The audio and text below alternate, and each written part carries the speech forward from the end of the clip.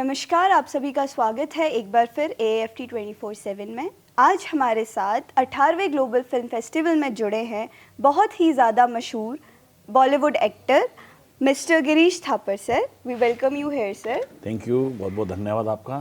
Sir, क्योंकि ये film festival है तो मेरा आपसे पहला सवाल यही रहेगा कि आपकी फिल्म जगत में शुरुआत कैसे हुई? सबसे पहले तो मैं आपका आभार व्यक्त करता हूँ, इस संस्थान का आभार व्यक्त करता हूँ, मारवा स्टूडियो का, आपका 24/7 आपके चैनल का, कि आपने इस नाचीज़ को अपने स्टूडियो में बुलाकर उसको जो इज्जत दी उसके लिए मैं ये तो हमारे लिए धन्यवाद। कि आपने अपना और जहाँ तक मेरी शुरुआत की बात है बेटा, तो कुछ अलग करने की चाह ने मुझे इस फील्ड में आने के लिए प्रेरित किया कि मैं शायद 9 से 5 के लिए बना नहीं था, मुझे कुछ अलग करना था। तो पहले सोचा कि फेमस कैसे हुआ जाता है, हर आदमी की चाह होती है कि लोग मुझे जाने पहचाने, चलो भाई क्रिकेटर बन जाते हैं। लेकिन देखा कि यार वहाँ तो 11 लोग ही खेलते हैं, बाकी का नंबर ही नहीं आने का, हमारा तो 140 करोड़ की आबादी में।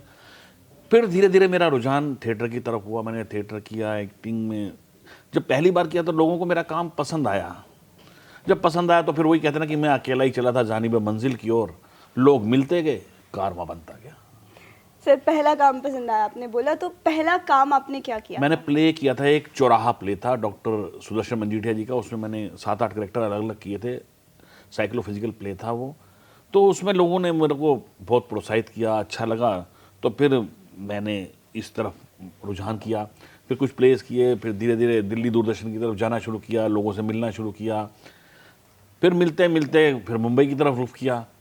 फिर वो है ना कि कारवां बनता ही चला गया, यही है एक सिलसिला। वो कहते हैं ना सर कि मुंबई सपनों की नगरी है, तो आने से पहले डर सबको लगता है। क्या आपने भी ऐसा कुछ फील किया था कभी? एक्चुअली में सुना बहुत था, मुंबई हम जैसे छोटे शहर के लिए एक ज़माने में ख्वाब हुआ करता था, और आज भी छोटे शहर के लिए मुंबई एक ख्वाब है। लेकिन क्या है ना कि जब कहते हैं ना कि फलक को जिद हो जहाँ बिजलियाँ गिराने की, तो आपको भी जिद होनी चाहिए वहीं आशियाना बनाने की। और किसी ने भी आपके हौसलों को जो गिराने की ठान रखी है, वो भी ये जान ले कि आपने हथेली पर जान रखी है। अगर आपने फैसला कर लिया कि मुझे यही काम करना है, तो फिर डर वर्ग दूर निकाल देना। ऐसा मैं सुनता था आज से 8-10 महीने पहले, साल पहले, कि कोशिश करने वालों की कभी हार नहीं होती, ऐसा लोग बोलते थे, मैं भी बोलता था। लेकिन मैं आज बोलता हूं कि कोशिश करने वालों की तो हार सुनिश्चित है। कोशिश नहीं करनी, आपको पूरी शिद्दत से, पूरी ईमानदारी से, पूरी लगन से उस काम को अंजाम देना है। क्योंकि गुरबाणी में लिखा है, देव शिवा वर मोहि शुभ कर्मण ते कब हो ना टरो न टरो अरसो जब जाए लड़ो, निश्चय कर अपनी जीत करो। निश्चय कर, आपको जीत करनी पड़ेगी। आपको ना एक तो दो विकल्प नहीं होने चाहिए कि मैं ये नहीं तो ये कर लूंगा। जिस काम के लिए गए हैं वही करना है। एक्टिंग करने के तो एक्टिंग पे ही सोच बनानी है। मैंने क्यों बोला कि कोशिश करने वालों की कभी हार नहीं होती? अगर गाँव में या कहीं शहर में सर्कस आई है, सर्कस में एक तरफ एक लड़की खड़ी है और दूसरी तरफ एक नाइफ लेता हाथ में, भाग में पट्टी बांध के उसे मारता है। अगर नाइफ मारने वाला उस लड़की के कान में कह दे कि आज मैं मारने की कोशिश कर रहा हूं, तो लड़की खड़ी होगी? नहीं, कोशिश नहीं करनी। अगर रनवे पर एक पायलट 100, 200, 500 आदमी को बिठाकर हवाई जहाज चलाने से पहले बोल दे कि आज मैं हवाई जहाज चलाने की कोशिश कर रहा हूं, कोई बैठेगा? इसलिए कोशिश नहीं करनी है, आपको पूरी शिद्दत से, पूरी ईमानदारी से, पूरी लगन से, पूरी ताकत से उस काम को अंजाम देना है, तब आप सफल हो जाएंगे। आगे से कभी कोशिश मत बोलना कि कोशिश करने वालों की कोशिश क्या होता है? कोशिश तो करनी ही नहीं है, आपने उस काम को अमली जामा पहनाना है, उसको शिद्दत से उस काम को पार करना है। तो मतलब हमें हमेशा अपना लक्ष्य बिल्कुल निर्धारित, और ऑप्शन नहीं होना चाहिए कि एक्टिंग नहीं है तो मैं डायरेक्शन कर लूंगा, डायरेक्शन नहीं तो मैं कैमरा कर लूंगा, ये नहीं तो ये कर लूंगा। ये नहीं, एक लक्ष्य बना। जब मैं आपके ऑप्शन नहीं होंगे, सपोज करो मैं एक्टिंग करने गया, मैंने ऑडिशन दिया, मेरे से ऑडिशन नहीं हो रहा, तो मेरे पास विकल्प तो है ही नहीं ना, यही करना है। तो फिर मैं अपनी ताकत को पूरी समेटता हूं, उसमें ऑडिशन बनाता हूं, फिर हो जाता है। अगर मैं सोचूं यार ये नहीं, ये वड़ा पाव की दुकान ही कर लूं, तो संभव नहीं है ना उस चीज़ का। तो सर, जब पहली बार आपने फिल्में करी, आपको ऑडियंस से वो प्यार मिला, बाहर गए, लोगों ने पहचाना, तब कैसा लगा? वो एक्सपीरियंस आज मैं महसूस करता हूँ उस चीज़ को। आपके बैंक बैलेंस कोई नहीं देखेगा कि आपके बैंक में कितना पैसा है। जब आप बाहर जाते हैं, लोग आपको पहचानते हैं, लोग आपको सोचते हैं कि इसका फ़ोटो खिंचवाई जाए, इससे बात की जाए, तो उससे बड़ी कीमत कुछ नहीं होती। ये सब आप लोगों का प्यार है। क्योंकि कहते हैं ना, अगर आप ना होते तो हमें गज़ल कौन कहता, और हमारे इस चेहरे को कमल कौन कहता। ये तो करिश्मा है हुजूर मोहब्बत का, वरना हम पत्थरों को ताजमहल कौन कहता। बहुत खूब सर। सर, जब आपने शुरू किया होगा, जी, तब एक ऐसा दौर था कि सोशल मीडिया बहुत ज़्यादा नहीं था, तो क्रिटिसिज्म उतना ज़्यादा नहीं मिलता था। लेकिन हम अब एज अ ऑडियंस देखें तो अब छोटी सी भी गलती बहुत ज़्यादा बड़ी पकड़ी जाती है, बहुत जल्दी पकड़ी जाती है। तो आप अभी जो एक्टर्स एक्ट्रेसेस शुरू कर रहे हैं अपना काम, उन्हें क्या एडवाइस देना चाहिए? सबसे पहली बात तो मैंने पहले बोला फिर बोलता हूँ, आप किसी भी काम को अगर कर रहे हैं पूरी ईमानदारी से, पूरी लगन से, पूरी निष्ठा से और थोड़ी बेसिक चीज़ें सीख कर जाएं और दूसरा विकल्प ना रखें। और जब आप मुंबई में या किसी भी क्षेत्र में जाते हैं तो इतनी मेहनत करें कि सफलता शोर मचा दे। क्योंकि हम लोग इतनी मेहनत करते हैं, कल अभी शूट आ जाए, अभी चले जाएंगे, रात को भाग जाएंगे। वो कहते हैं ना कि दिन रात काम करते हैं, कभी थकते नहीं हैं, टूटे हुए पत्तों के मकान होते नहीं हैं। हम जानते हैं बारूद की फितरत को, इसलिए धरती में इसे कभी अपनी बोते नहीं हैं। और गिर ना जाएं कहीं शहर की ऊंची इमारतें, हम नींव के वो पत्थर हैं जो कभी सोते नहीं हैं। बहुत खूब सर। सर, आपका ऐसा कोई किरदार जो आपको बहुत ही ज़्यादा पसंद हो? सच बात तो यह है कि इतना काम करने के बावजूद भी लगभग 400-500 शो में मैं काम कर चुका, 50-60 बड़ी बड़ी फिल्मों में, सीरियल्स में, वेब सीरीज में, लगभग 200 कमर्शियल ऐड हैं। मुझे लगता है कि अभी मैंने कुछ किया ही नहीं है। पहली बात तो ये, अभी मुझे कुछ करना है। और जहाँ तक अच्छी बात है, जो मेरे अच्छे लगने से कुछ नहीं होता, ऑडियंस को, हमारे दर्शकों को अगर पसंद आ जाए, जैसे मेरा करैक्टर था मामला लीगल है, उसमें लोगों ने पसंद किया, जबकि मेरा बहुत बड़ा करैक्टर नहीं था। उसके अलावा एक मैंने गाना किया था बहुत पहले, ऋत्विज का हम तोड़ गए, उसमें लोगों ने मेरा डांस बहुत पसंद किया। या अभी मेरा एक आरबीआई का ऐड चल रहा है, लोग मुझे इतना प्यार दे रहे हैं और मैं अपनी वजह से कुछ नहीं करता, ये लोगों का प्यार, स्नेह, आशीर्वाद है। क्योंकि इतना दिया उस सरकार ने हमको, हमारी तो कोई औकात नहीं, ये तो कर्म है ऊपर वाले का, वरना हम में तो ऐसी कोई बात नहीं, हम में कोई ऐसी बात नहीं है, सब ईश्वर की कृपा से होता है। मैं कहूँ मैं कर लेता, अगर मैं ही करने वाला होता बेटा तो मैं तो 97 में मुंबई गया तब भी कर लेता। उस वक्त कृपा नहीं हुई ना प्रभु की, आज कृपा हो रही है, मैं कर रहा हूँ, और उसी की कृपा से होता है। ईश्वर, भगवान, वाहेगुरु, परमपिता परमेश्वर कहते हैं कि मनुष्य तू वो करता है जो तू चाहता है, और होता हुआ है जो मैं चाहता हूँ, इसलिए तू वो कर जो मैं चाहता हूँ, फिर होगा वो जो तू चाहेगा। सर, शायद आपकी यही सोच है कि सब ऊपर वाले का दिया सब है, मैं तो और हम तो वो कर रहे हैं, हम तो नहीं शायद इसीलिए आप इतना अच्छा कर रहे हैं अपने फील्ड में और इतने वर्सेटाइल हैं। बस ईश्वर की कृपा ही है। मैं तो अपने बारे में बस इतना ही कहता हूँ कि शाख से टूट कर गिरने की सजा दो मुझको, मैं एक पत्ता ही तो हूँ, क्यों ना हवा दो मुझको। मैं जो शीशा हूँ तो सजा दो किसी तस्वीर के साथ, मैं जो पत्थर हूँ तो रास्ते से हटा दो मुझे। मैं तुम्हें अपनी निगाहों से ना गिरने दूंगा, तुम चाहो तो नजरों से गिरा दो मुझे। हम कलाकार लोग हैं, कहते हैं ना कि मिट्टी हैं तो पल भर में बिखर जाएंगे हम, मिट्टी हैं तो पल भर में बिखर जाएंगे हम, खुशबू हैं तो हर दौर को महकाएंगे हम रूहे सफ़र हैं, हमें नामों से ना जान, कल फिर किसी और नाम से आ जाएंगे हम।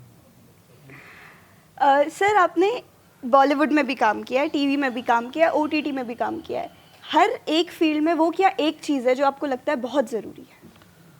सबसे पहले अपना कॉन्फिडेंस, अपना आत्मविश्वास, और हर काम को, जो भी काम करो, पहला काम करके समझ के करो कि ये मेरा पहला काम है, ये मेरी सफलता असफलता इस काम पर टिकी हुई है।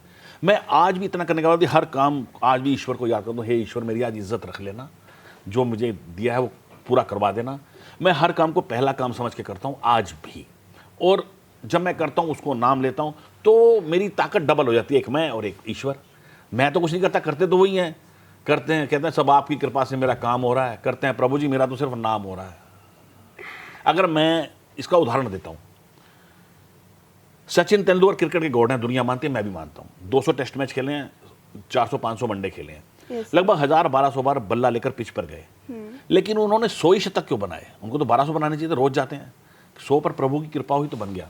अर्जुन जैसा बाणाधारी पूरी महाभारत जीत गया, और एक समय ऐसा है कि उसकी गोपियों को भील ले गए, वही अर्जुन वही 3 नहीं लगे, क्योंकि भगवान श्री कृष्ण उनके साथ नहीं है। लोग भले कहे मैं करता हूँ, अरे भाई आप कुछ नहीं करते। जब भगवान श्री राम आए तो कौशल्या ने पूछा कि भी तुमने राम को मार दिया, और रावण को मार दिया, सॉरी, कहता मैंने नहीं मारा, रावण को मैंने मारा है, मैं उसकी अकड़ में, उसकी अहम ने इसलिए झुक के रहो, अदब से रहो, तहजीब तमीज से, क्योंकि झुकता वो है जिसमें जान होती है, अकड़ मुर्दों की पहचान होती है।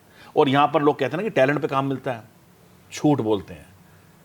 टैलेंट पे तो सिर्फ 1% काम है, 99% काम आपकी किस्मत पे, आपके नसीब पे, आपके व्यवहार पर काम करता है कि आप सेट पर जाकर किस तरह का व्यवहार करते हैं। वो पूरी दुनिया में फैल जाता है, यार इसे मत बुलाओ, ये तो बड़ा बदतमीज है, या ये बड़ा अच्छा है, इसे बुला लो यार। काम तो डायरेक्टर साहब निकाल ही लेंगे ना, एक नहीं, दो नहीं, 4 5 6 टेक में निकाल लेंगे। आप व्यवहार अच्छा रखें बस। बहुत ही ज़्यादा अच्छे विचार है सर, मैं कहूँगी आपके। सर ऐसा क्या डिफरेंस था जो टीवी में आपको अलग करना पड़ा, और ओटीटी क्योंकि आजकल की जनरेशन ज़्यादा देखती है, तो वहाँ कुछ तो ऐसा एक चेंज होगा जो आया होगा एक्टिंग करने में? नहीं, कोई डायलॉग तो हर जगह ही बोलने पड़ेंगे बेटा, चाहे अब थिएटर करो, सीरियल करो, फिल्म करो, ऐड करो, ओटीटी करो। लेकिन हाँ, अब उसमें क्या होता है ना कि जैसे हमारे हिंदी व्याकरण में 9 रस होते हैं, रोद रस, शांत रस, हास्य रस, विभत्स रस। उन 9 रसों का ज्ञान होना चाहिए कि आपको कौन से रस का उस वक्त आपको आपके चेहरे के भाव आने हैं, वो ध्यान रखें। डायलॉग सब में बोलने हैं। अब आपने माइथोलॉजिकल सीरियल करना है तो उसमें अलग तरह की टोन होती है, कॉमेडी करना है उसका अलग करना है, अगर आपने हास्य रस करना है तो उसमें अलग करना है, रौद्र में अलग करना है, विभत्स में अलग करना है। तो वो सिर्फ अगर 9 रसों का ज्ञान कर लें और उसके बाद अगर आप स्क्रिप्ट पढ़ते रहें। मैं एक बार, बहुत पुरानी बात है, जब अमरीश पुरी साहब जिंदा थे, मैं एक बार उनसे मिला, मैंने उनके चरण स्पर्श किए, तो मैंने सर कुछ टिप्स दीजिए। तो उन्होंने एक ही बात बोली थी कि डायलॉग को बार बार पढ़ते रहो, बार बार पढ़ते रहो, बार बार। जितनी बार पढ़ोगे ना, पता नहीं सेट पर जाकर क्या निकल जाए आपके मुंह से और कितना बढ़िया हो जाए। ये नहीं कि हाँ हो गया चलो हटाओ, आपको ना उसमें घुसना पड़ता है, जाना पड़ता है, उसको जीना पड़ता है। क्योंकि ऐसा हमारे शास्त्रों में कहा गया है कि 84 लाख योनियों के बाद मानव का जन्म होता है, ऐसा कहते हैं। बिल्कुल सर।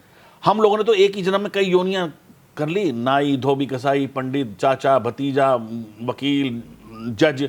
तो हम लोगों ने तो कई करोड़ों अरबों साल का जीवन जी लिया है, और जो हम है नहीं, हमें वो करना पड़ता है। तो कम से कम उसके बारे में थोड़ा सा ज्ञान, बेसिक तो होना, उतना ज्ञान तो करना ही चाहिए। बिल्कुल सर। सर मैं आपसे एक आखिरी क्वेश्चन ये जी पूछना चाहूँगी कि अभी भी ऐसा कोई रोल है, ऐसा कोई कैरेक्टर है जो आप प्ले करना चाहते हो? हाँ, करना चाहता हूँ मैं। वो मेरे मन में बड़ी इच्छा है कि अगर मुझे किन्नर का रोल मिलेगा तो मैं वो करना चाहता हूँ। मेरे मन की बड़ी इच्छा है, या कभी महाभारत दोबारा बने कभी, तो मैं उसमें शकुनी का रोल करना चाहता हूँ। वो मेरा ड्रीम है, वो बहुत अलग करेक्टर है वो। और बाकी तो काम जो मिलेगा कर रहे हैं। और फिर हमारी इंडस्ट्री में कहते हैं ना, बेगर इज नॉट चूजर, भिखारी चूज थोड़ी कर सकता मुझे ये करना है।